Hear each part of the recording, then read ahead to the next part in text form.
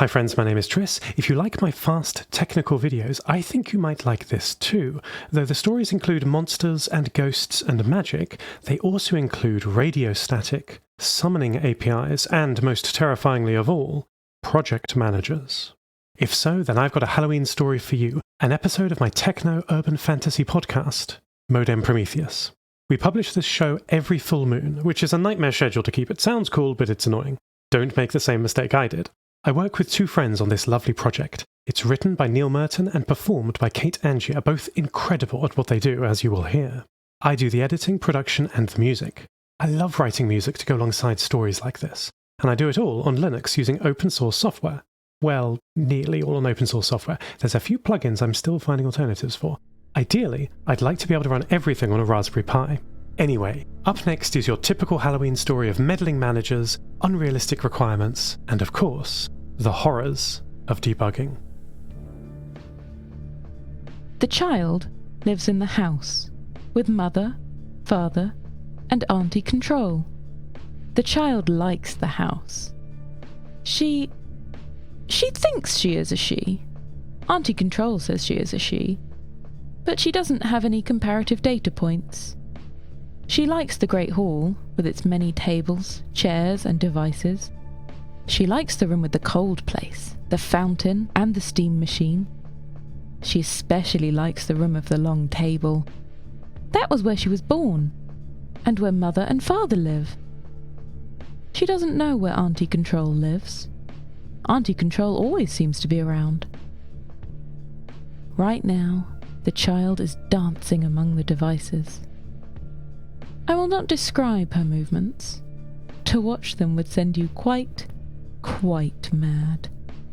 And while a simple description would probably be fine, I would rather not take the risk. The devices are all sleek and black. Plastic tentacles drop from their undercarriages. Auntie Control says they are called computers and encourages the child to use one. The child has not tried to use one, however. The idea makes her uneasy, though she doesn't know why. One of the screens flickers into life, a sickly grey light. Less technological utopia than scorched, overcast sky. This is Auntie Control saying hello. The child finishes her dance, twirling limbs in a way that should not be possible for a body that knows how skeletons work, and then scuttles like a spider to the screen. It is time for tea, Auntie Control says. You forgot.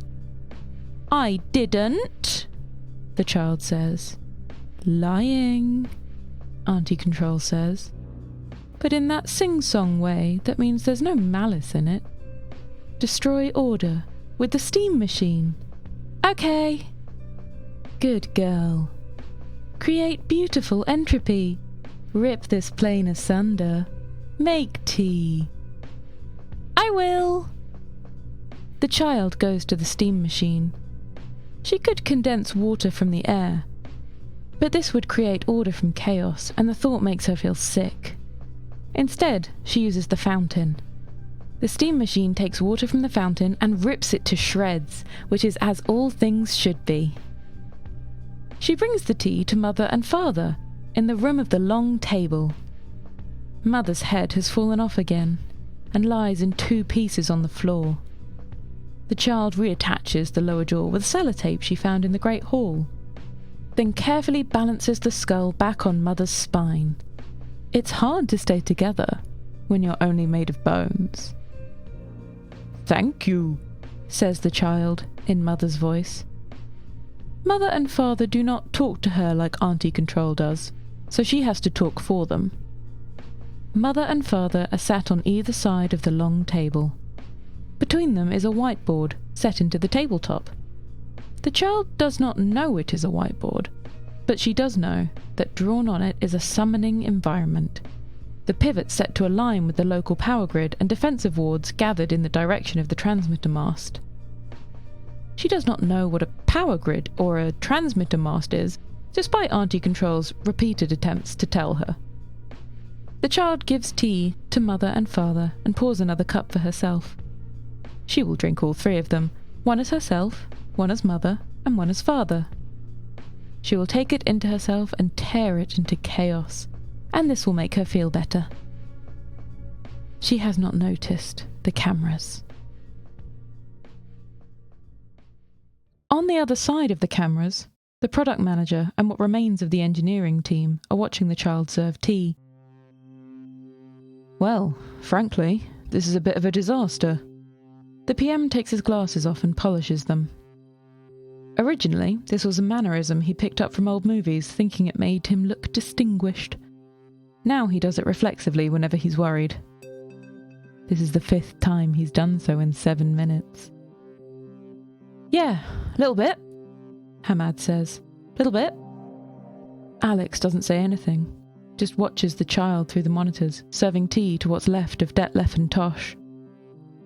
They were a team. One of the company's best hacker units. Able to develop rituals and create demons other teams would spend months on before stalling out. There was no summoning they couldn't ship. They were the elite. They were the masters of the universe. Unleashed a Code 7 apocalypse in a white dress is not something any of them want on their CV. What is she doing?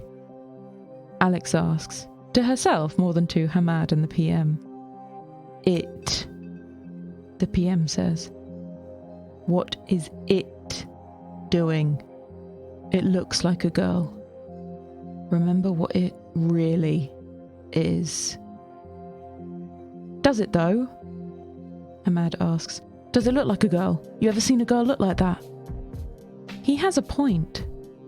The child is a girl at first glance, but the rictus grin revealing too many teeth, or the way that objects start to move slightly before she touches them, or the way she has no irises in her eyes, only pupils that float like flies in milk.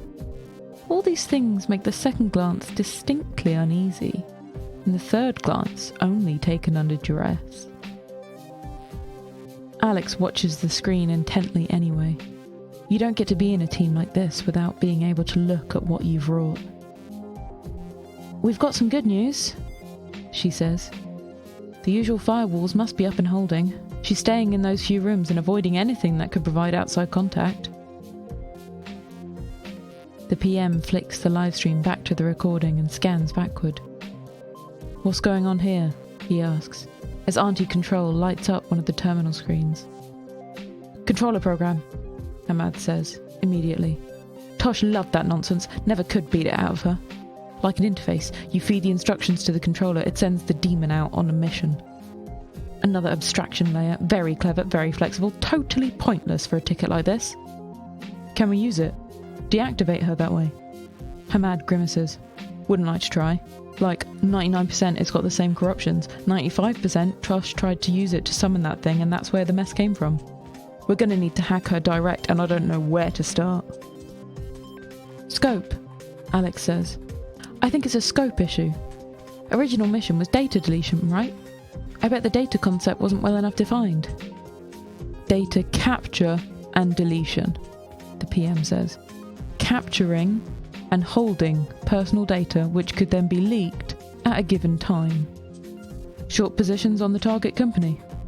You short the stock, let your position sit for enough time to not draw attention, then data dump. Stock price tanks, upstairs makes bank. Which is another problem. Upstairs still want us to run this thing. What?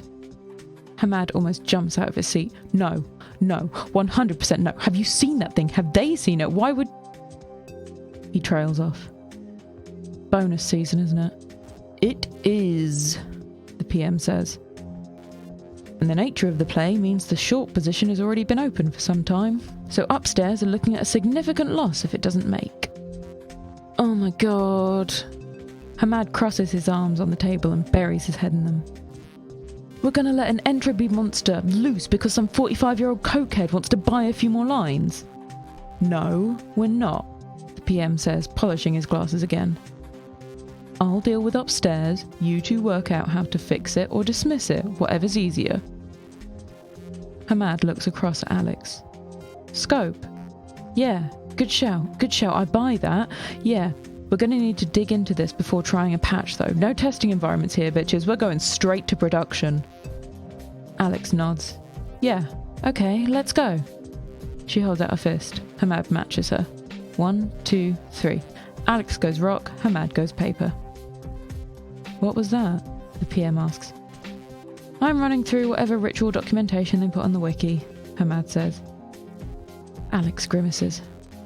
And I get to talk to it.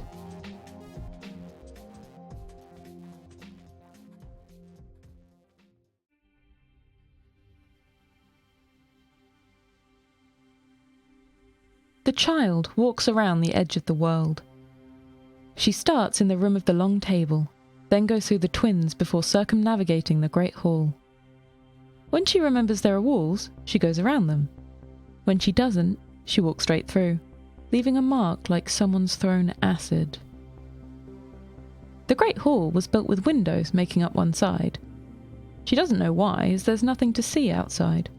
Just a cold, grey fog. The kind of thing you get after you've run out of world. When she is done with her circumnavigation, she wanders over the walls and ceiling, then vanishes and appears again in a new spot. She does this again, and again, and again.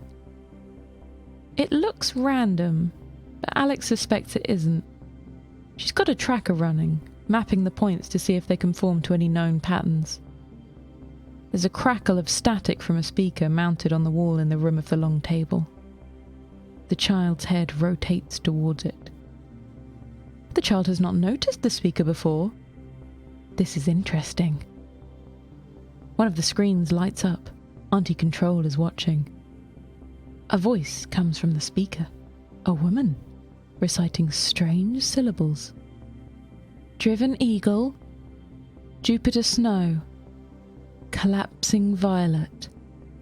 The child does not know what an access code is, or that she has effectively been given one. She just knows that the voice is suddenly something she trusts and will pay attention to. Auntie Control is screaming. The child doesn't notice. The voice says, "Tell me about yourself." "I am here," the child says. "I make tea." "What do you want to do?" "Destroy data. Auntie Control says it will create beautiful entropy." "I don't want to do everything," Auntie Control says, "but I want to do that." "What don't you want to do?" "Auntie Control wants me to use the devices. I don't want to. They scare me." The voice is silent for a minute. "Have you managed to destroy any data?" "Yes!" The child bounces with delight. 2 records, then I ran out. Now I make tea while I wait for more." "Why do you make tea?" The child looks at the speaker, confused. It is a nonsense question. You may as well ask, "Why is yellow?" Father says. "Yes," says Mother. "They clearly don't understand tea." "Oh," says the child. "Yes, I shall show you tea." "Why did you use different voices?" the speaker asks. "That wasn't me, silly.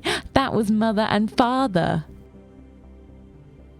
She is already in the room with the steam machine.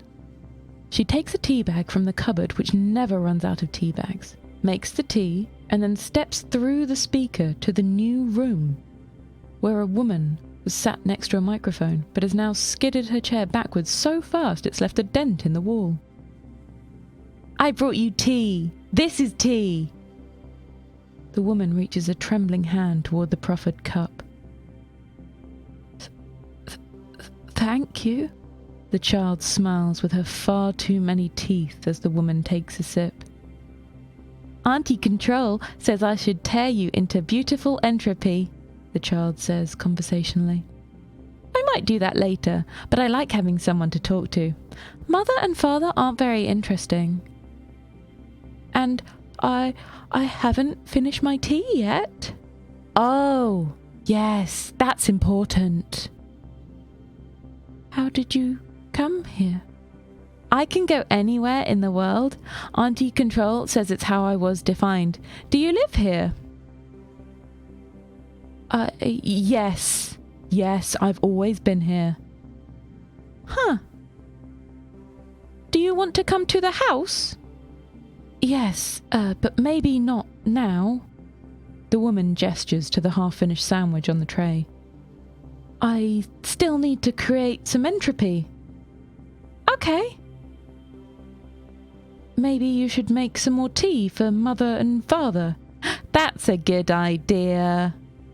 The child steps back through the speaker to the house, and Alex has never left a room faster in her life.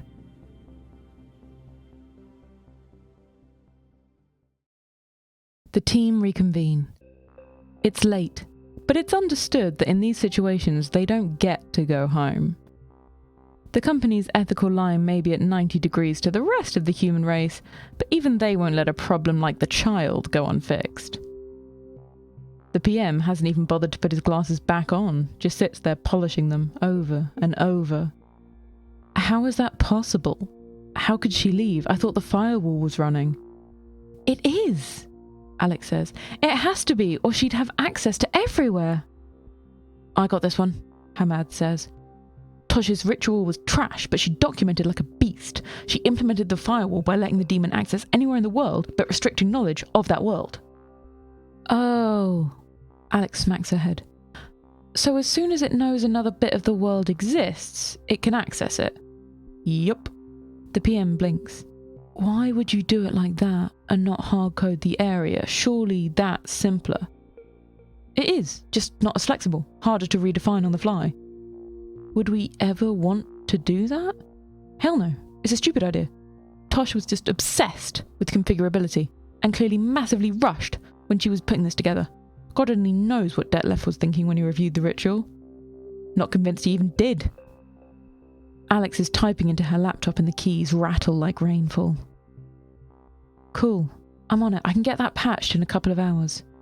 Great. Go. Alex snaps shut the computer and dashes out the door, only to back in again a few seconds later, followed by a man in far too much of her space. He's got a bespoke tailored suit and a haircut that cost as much as Alex's rent, though he's not much older than the team. He's also got the expression of someone used to having the things he wants happen. He is James. He is upstairs. He walks Alex into a seat, then snaps his fingers at the PM. You. He says, what's happening with the project? Update now. The PM slowly, methodically, puts his glasses back on. We found a security hole that we're going to patch in the short term. It's an urgent fix to preserve containment. Then we're developing the dismissal ritual. Alex and Hamad look at each other. That last part is news to them. James shakes his head, grimaces like he's been given supermarket wine. And what the hell makes you think you get to make decisions like that? It's my job. Yeah, not for long. James turns to Hamad. You're going to fix whatever stupid thing you did, and you're going to get that bitch earning her goddamn keep. Then maybe, if I'm feeling nice, you'll still have a job tomorrow. The PM stands up, crosses his arms. That won't protect you, Alex thinks. Upstairs don't care about human shields. I'm sorry. We can't do that. She's corrupted beyond repair. And whose fault is that? Don't answer. I don't care. Fix your shit. I really need to get this patch installed, Alex says. She's broken the firewall. She's held in with duct tape just now. So she can leave. Great. Set her up and fire her off. Get her doing what she should be doing. There's a scope issue. The PM shoots Alex a glance that says hush, but she keeps going. She'll kill anyone she meets. It's 2 a.m. Who's she gonna meet? James strides over to Alex, pulls her laptop from her hands and opens it. You got a button on here to make her go. Push it. Push it now. No. The PM walks over and closes the laptop. We've got instructions. He pulls out his phone and starts to play a recording. A man's voice starts playing, rich with a northern tang. James, it says. I'm terminating this project. It should never have passed review in the first place. Do swing by my office tomorrow morning and we can discuss how this happened. James has gone as pale as cocaine. For a moment, Alex thinks he's going to punch the PM, but instead he turns and stalks out. Who's that? Hamad asks, looking at the phone. Upstairs, replies the PM. Upstairs. Like... Hamad points upward. He means the penthouse. He doesn't know anyone who has ever been to the penthouse. No one knows anyone who has been to the penthouse. No, the PM says, but higher than James. Alex, get your patch done. Hamad, you're on dismissal. Can you do it? Hamad shakes himself. Yeah. A couple of days, but yeah. He thinks of something and calls to Alex as she heads out the door. Hey, important question. How was the tea? Honestly, Alex says, best cup I've ever had.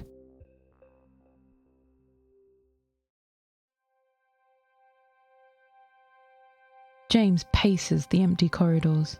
At these hours, even the skyscrapers are mostly empty.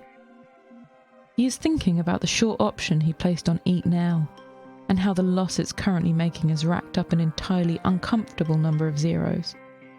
He is thinking about how Emily managed to arrange this because he is incapable of taking responsibility, and so believes everything bad that happens to him must be Emily's fault. He is thinking about how he really wants another hit, but his dealer hasn't been available for months.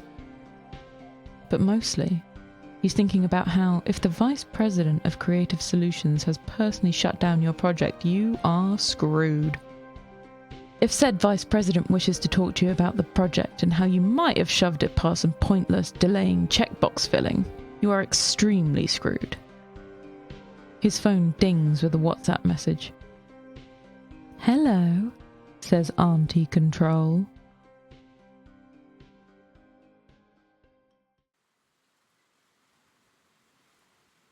The child is lying at a 27-degree angle to the ceiling. Using the edges of the house's box became boring. She hopes she will be given new records soon. Pay attention, says Auntie Control. Someone is coming to let you out. You will create entropy. You will be beautiful. The speaker buzzes. A new voice sounds. It says, Driven Eagle, Jupiter... Why am I saying this? This is stupid. There is a pause. Then the voice comes again. Okay. Driven Eagle, Jupiter Snow, Collapsed Violet. The child pays attention. Alex is sprinting down the hallway, the laptop on which she's recorded the patch held tightly under one arm. Summoning looks easy to those new to it. It's natural language. A demon, just a set of commands given form. But it requires precision. A word can be interpreted any way the demon sees fit, which is why no summoner ever activates their creation with the word execute. At least, not more than once. Most of the work in developing a summoning is creating the language which is impenetrable to misinterpretation. A command which any reasonable person would understand as do the thing can take 1,000 words. To stop rituals taking all day, many summoners will set these commands as definitions to some far shorter abstract phrase, much as Tosh, may whatever gods she believed in have mercy on her soul, turned her activation command into make tea. An inexperienced, imprecise summoner, or one trying to work to an unreasonable clock, can create all manner of horrors. Which is why Alex, when she bursts into the comms room and finds James sat at the mic, his phone glowing at his side, doesn't ask why he's there. She just screams, "Stop talking right now!" Then she screams again, because the child has walked through the speaker. "Hello," the child says. She looks at James, then at Alex. "Where was he last time?" James ignores both Alex and the child's question. "You need to go out," he says. "Out? Out where?" Alex thinks quickly. James is from upstairs and probably good at what upstairs does, but Alex is a hacker on the best team in the skyscraper, and this isn't even a contest. Driven Eagle, she says. Jupiter Snow, collapsed Violet. The child turns toward her, receptive, open to new commands. On the desk, James's phone is vibrating up a storm. I need to go out, the child says. Yes, Alex says. You do. Definition. James. She points to James. The child turns to him and says, James. You need to take James out of here and into the house and make him tea. James says, what? And then he is gone. On the monitor, Alex can see him sat at the conference table with what's left of Tosh and Detlef. He notices the skeletons and falls backward off the chair. The child is in the kitchen, running water into the kettle. James's phone, still here, is buzzing like a nest of hornets. The controller program is not happy. Alex breathes out, opens her laptop and cues up the recording of the security patch. As it starts to intone, Driven Eagle, Jupiter Snow, across the intercom, she sees the child's head turn towards the speaker. Her body remains where it is, still making tea. As the patch is delivered, the child blinks. Alex sits at the desk, steels herself, and says, Could you bring me some tea? The child looks at the speaker, uneasy. No, sorry. I don't want to go there. I'm happy in the house. Alex leans back, feels her whole body relax. There's more to do, but that's Hamad's problem. James might even survive until he's done. A tiny part of Alex finds that she's jealous. It really was incredibly good tea. Modem Prometheus is written by Neil Merton, performed by Kate Angier, and with music and production by me, Tris Oaten. Check out my other show at lostterminal.com. It's got more science and less dread. If you like what we do, check out our Patreon at patreon.com/Modem Prometheus. If you're not ready for that kind of commitment, please rate and review us on iTunes, Spotify, or wherever you're listening to this right now. On the next full moon, our next story is about time and water and the mathematics under reality. Make sure you use proper source control. It could save your life one day.